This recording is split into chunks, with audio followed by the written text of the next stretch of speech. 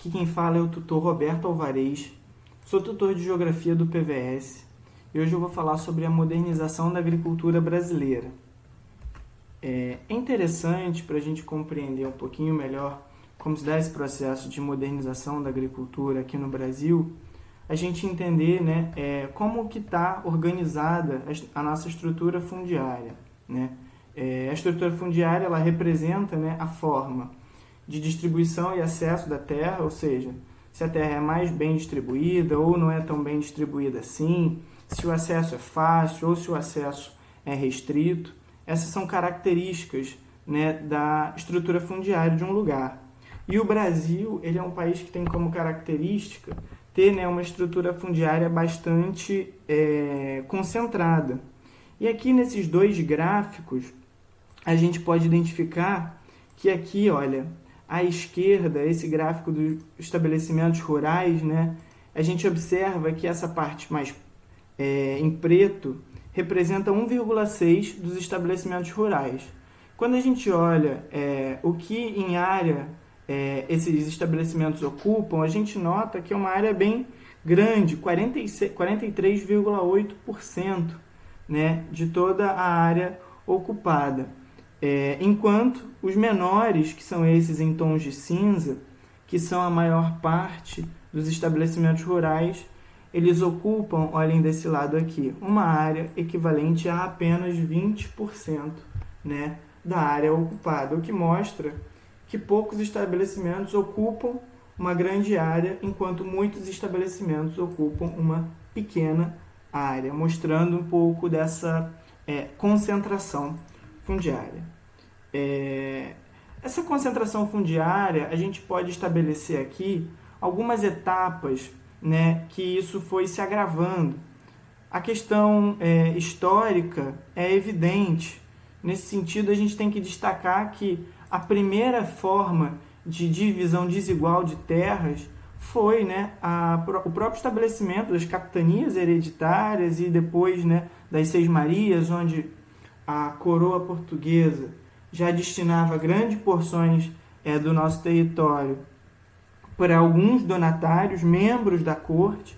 Então já mostra como era concentrado e seletivo, né?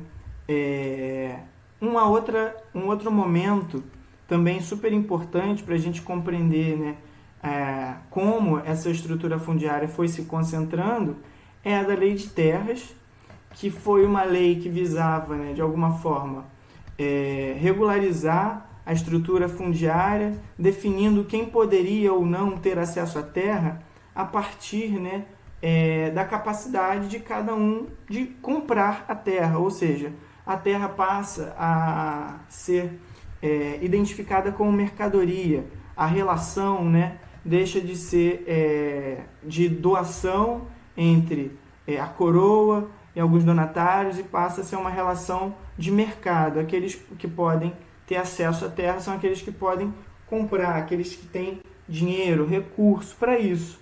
E a gente está falando de 1850, né, um período onde a gente vivia o Brasil num regime de escravidão, onde a maior parte da população não tinha sequer a liberdade sobre sua própria vida. Então, são algumas contradições que vão acelerando essa concentração fundiária. E por fim, né, nos anos 60, o início do processo de modernização do campo, fundamental para a ampliação dessa concentração fundiária. Afinal, a gente tem um modelo de modernização aqui da nossa agricultura que é considerada como modernização conservadora, né? Porque ela, ao passo que ela desenvolve técnicas mais modernas de cultivo, utilização de tecnologias, ela conserva algumas características bem antigas, arcaicas e que são, né, referentes a essa estrutura desigual e concentrada. Há aqui algumas figuras para a gente ilustrar um pouco do que se trata quando a gente fala de modernização, né, do campo. A mais famosa é essa que utiliza, né, esses tratores, enfim, que substitui a mão de obra do campo. Aqui uma onde os tratores sequer são operados por um funcionário, são esses drones aqui que operam de forma remota, esses tratores, essas colheitadeiras. Aqui, né, a utilização de tecnologias, de técnicas mais avançadas de sensoriamento remoto para poder mapear, né, como essa produção está acontecendo. E não se trata apenas de maquinário, né? Aqui essa manchete da Folha de São Paulo ela é interessante porque ela dá o tom, né, de como essa modernização do campo ela também está ligada à questão do avanço tecnológico, mas também científico sobre o campo, né? Falando sobre a genética agrícola, né, como uma área de trabalho em expansão. E essa outra manchete aqui, na verdade é uma matéria que eu tirei do portal do Senado, que traz uma característica para a gente ver como é uma modernização conservadora, né? A questão do trabalho escravo, por exemplo, ela ainda é muito presente, né, no nosso campo. Aqui tem, né, uma notícia falando que o agronegócio é o setor que mais recruta pessoas para trabalhar em regime semelhante ao da escravidão. Bom, por isso modernização conservadora.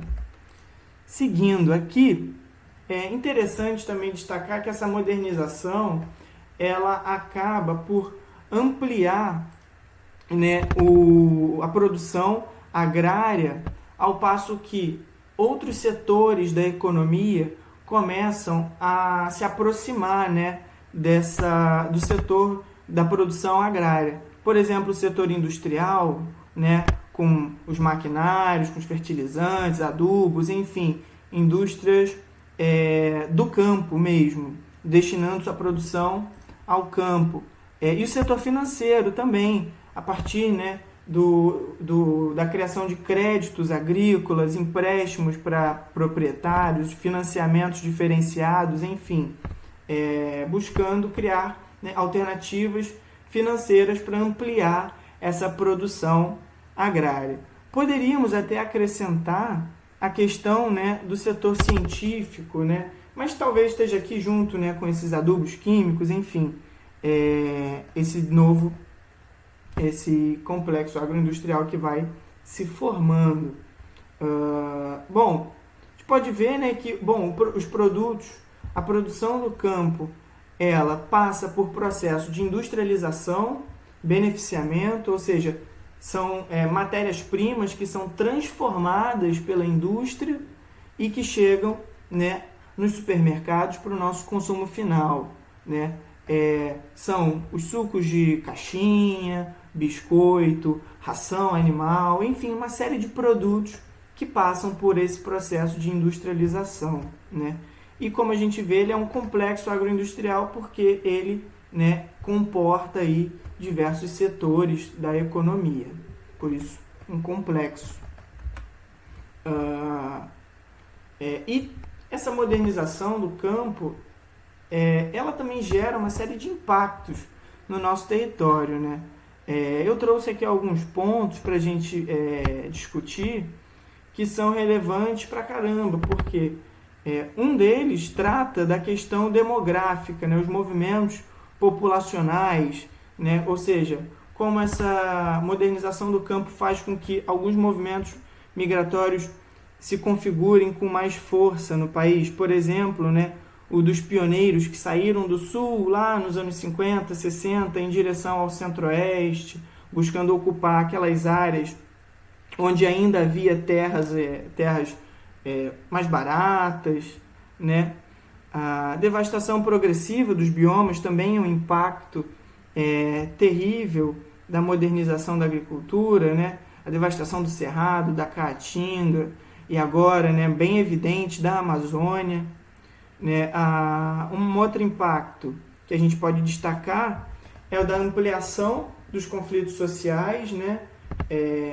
Essa modernização conservadora, ela se desenvolve, né, a partir de inúmeras contradições entre o moderno e o arcaico. Isso, de fato, né, faz com que uma série de conflitos comecem a emergir ou ter mais força, né, no campo. Conflitos que envolvem grileiros, os movimentos sociais do campo, que envolvem também uma bancada política, bancada ruralista, enfim. uma série de conflitos sociais que passam a se desenvolver e ganhar relevo com essa modernização do campo. E, por fim, a expansão da fronteira agrícola, né? Essa fronteira agrícola que vem se expandindo, né, do sul e hoje chega já, né, no território amazônico. Aqui algumas características dessa expansão da fronteira agrícola como uma marca da nossa modernização, né, da agricultura.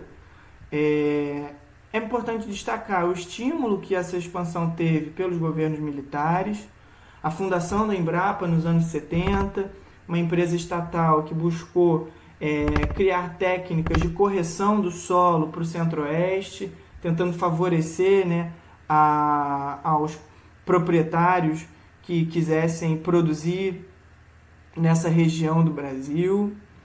A BR-163, que também foi fundamental porque criava, né, um eixo de circulação de mercadorias e de expansão territorial, também um vetor de expansão no sentido sul-norte, indo do Rio Grande do Sul até o Pará. E os programas de colonização, ou seja, os programas de ocupação, né, dessa região centro-oeste, que estimulava os movimentos migratórios que eu havia citado. Inicialmente, né, esses movimentos começam por pequenos e médios agricultores que saíam do sul porque não conseguiam competir com a agricultura moderna que já era praticada nessa região do Brasil, mas que até hoje ela vem sendo praticada, né, ela ganha e ela é levada adiante por grandes latifundiários, por empresas, né, do campo, pelo agronegócio, esse agronegócio que tem na monocultura, visando a exportação, né, o seu maior produto. A gente já vai ver aí algumas monoculturas importantes no Brasil, né? Também tem como característica ter um grande volume de terras improdutivas destinadas à especulação, ou seja, a fronteira avança e nesse momento inicial do avanço da fronteira, essa porção de terras ocupadas, normalmente elas são destinadas à especulação, são adquiridas em valores muito baratos e posteriormente vendidas, né, em valores bastante altos.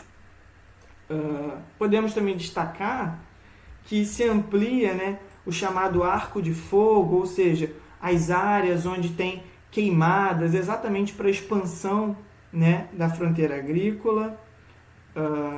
O desmatamento da Amazônia é bem nítido. Entre 2018 e 2019, o INPE fez um estudo brilhante mostrando como as áreas desmatadas cresceram, né, a níveis recordes, né, chegando a ter um total desmatado de 9.762 quilômetros quadrados de áreas desmatadas.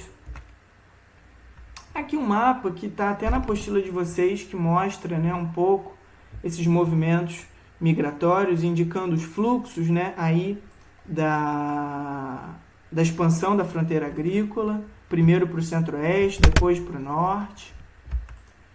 Aqui os cultivos, né, principais, as monoculturas que mais geram riqueza, geram lucro para os proprietários dos latifúndios brasileiros. A soja, a cana, o milho.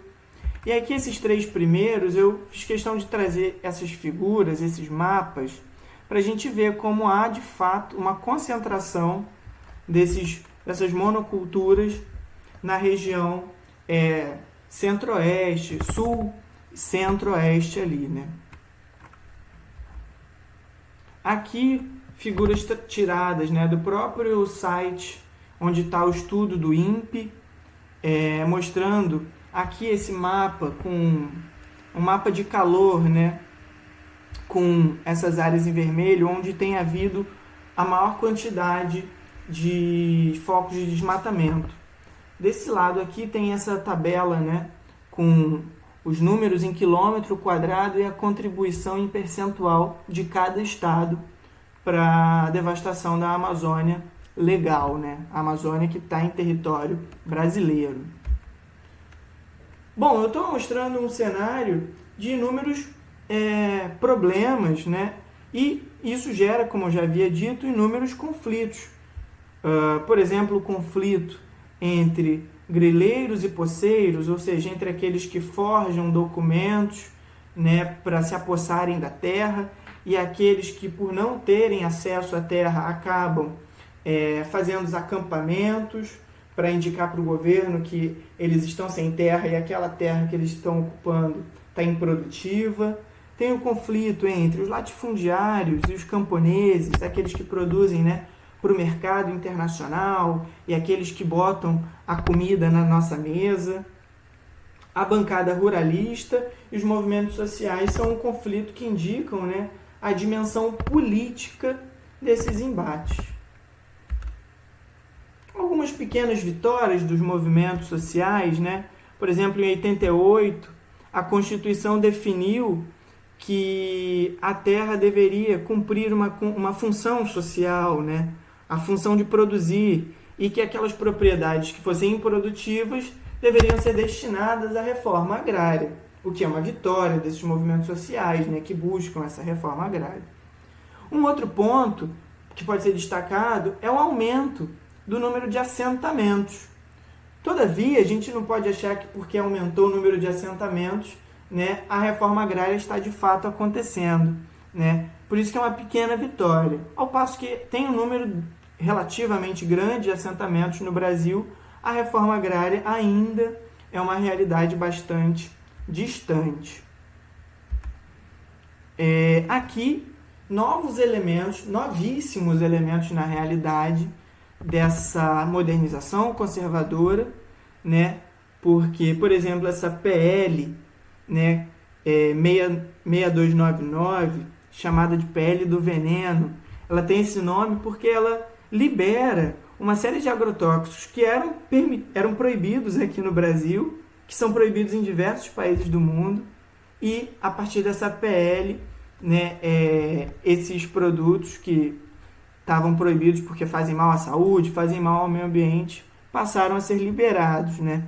E a MP da grilagem, que é mais recente, que os movimentos sociais dizem que essa MP ela vai beneficiar os grileiros, né, os grandes proprietários que utilizam esses documentos irregulares para se apropriar de territórios, sobretudo na Amazônia.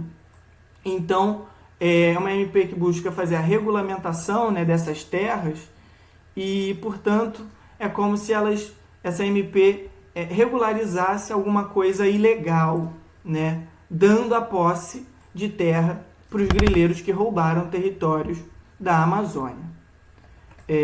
Bom, galera, esse é um conteúdo bastante interessante, ele é bastante amplo e, bom, eu espero que eu tenha contribuído de alguma forma sobre a modernização da agricultura brasileira. Enfim, forte abraço e bons estudos.